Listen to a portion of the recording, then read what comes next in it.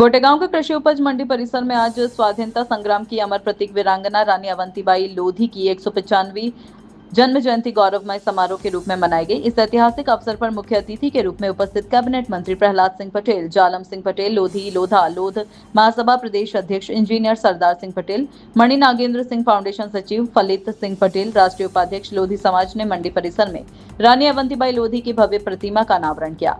समारोह में अनेक गणमान्य जनप्रतिनिधि, सामाजिक कार्यकर्ता और बड़ी संख्या में नागरिक उपस्थित रहे। प्रतिमा अनावरण के उपरांत सभा को संबोधित करते हुए कैबिनेट मंत्री प्रहलाद सिंह पटेल ने रानी अवंतीबाई के अदम्य साहस और पराक्रम को याद किया। उन्होंने अपने उद्बोधन में कहा, वीरांगना रानी अवंतीबाई लोधी का जीवन और उनका सर्वोच्च बलिदान हमारे देश की अस्मिता और स्वतंत्रता की रक्षा के लिए प्रेरणा का सबसे बड़ा पुंज है। उन्होंने 1857 के प्रथम स्वतंत्रता संग्राम में जिस बहादुरी से अंग्रेजी हुकूमत के दांत खट्टे किए और मातृभूमि की रक्षा के लिए हंसते हंसते अपने प्राण न्यौछावर कर दिए, वह इतिहास के स्वर्णिम अक्षरों में दर्ज है। आज की युवा पीढ़ी को उनके पराक्रम, राष्ट्रभक्ति और स्वाभिमान के सिद्धांतों को अपने जीवन में उतारना चाहिए। यह प्रतिमा आने वाली पीढ़ियों को उनके महान संघर्ष को याद दिलाती रहेगी। कार्यक्रम के दौरान उपस्थित अन्य अतिथियों ने भी रानी अवंतीबाई के चरणों में नमन अर्पित कर देश के प्रति उनके योगदान को याद किया। इस आयोजन से पूरे गोटेगांव क्षेत्र में उत्साह और राष्ट्रभक्ति का माहौल देखा गया। आइए देखिए खबर विस्तार से। गोटेगांव से निखिल खटे की खबर। आज आपने रानी अवंतीबाई की प्रतिमा का अनावरण किया है। देश के इतिहास में रानी अवंतीबाई के योगदान को और अधिक व्यापक रूप से स्थापित करने के लिए क्या प्रयास किए जा रहे हैं? आज रानी अवंतीबाई जी की 196वीं जन्म जयंती है।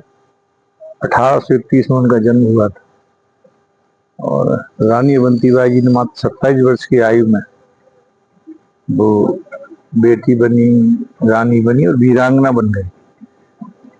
इतिहास में कम देखा जाता है कि 27 वर्ष की आयु में देश के लिए आप सब कुछ समर्पित कर दें और ऐसी सल्तनत के खिलाफ वो लड़ी जो जिसका सूरत को नहीं होता था। एक प्रेरणादायी उनका किरदार है और जो आज की जो युवा पीढ़ी के लिए एक मार्गदर्शन के रूप में वो प्रस्तुत है। इतिहास में उनके बारे में ज्यादा कुछ लिखा नहीं गया है और उनके लिए, उनको सीखने के लिए, उनको जानने के लिए उनका बलिदान ही पर्याप्त है। और क्या यहाँ पुनः दोबारा मूर्ति लगाई गई है रानी अवंतीबाई के शिवज मंडी में।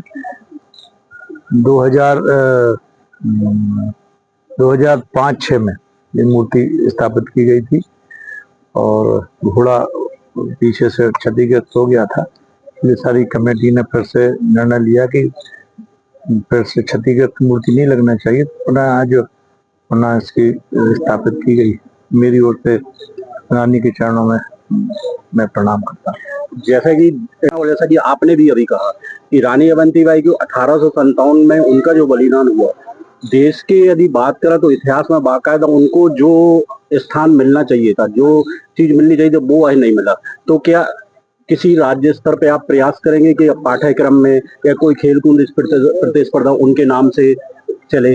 रानी अवंतीबाई जी का पाठ्यक्रम में नाम है और रानी अवंतीबाई जी के नाम पर यूनिवर्सिटी सागर में एक प्राइवेट यूनिवर्सिटी भी उसमें उसकी शुरुआत हुई है। रानी अवंतीबाई सागर परियोजना भी है और स्कूलों के भी और कई ऐसे स्थान हैं जिनके उसमें नाम दर्ज हैं। उसके बाद भी अगर मैं ये भी मानता हूँ आज के जैन जी जिसको हम कहते युवा है, तो उसमें हमारे देश की जो आज़ादी है, जो हमारे जो बुजुर्ग थे, हमारे जो पुरखे थे जिन्होंने आज़ादी में अपना सर्वस्व न्यौछावर किया, उनके बारे में लोगों को कम जानकारी। युवाओं से यही निवेदन करता हूँ उनके बारे में पढ़ेंगे, जानेंगे, तभी आपको देश का इतिहास की जानकारी होगी। विरासत की अगर जानकारी नहीं है, विरासत के बारे में आप नहीं जानते, तो आप वर्तमान अच्छे से आप नहीं जी सकते। ये एक कटु सत्य है। इसलिए बार बार हम सब लोगों का प्रयास है कि हमारे जो भी स्वतंत्रता संग्राम सेनानी हैं, चाहे 15वीं शताब्दी दुर्गावती जी की बात करें, चाहे 1842 की क्रांति, 1857 की क्रांति, 1920 से 1947 के बीच में भी हमारे जिले का गौरवशाली इतिहास है। 156 लोग जेल गए या पर वीरगति को प्राप्त हुए। तो ऐसा गौरवशाली हमारे जिले का इतिहास है और हमारे युवाओं को इसकी जानकारी होना चाहिए, ऐसा मैं मानता हूँ।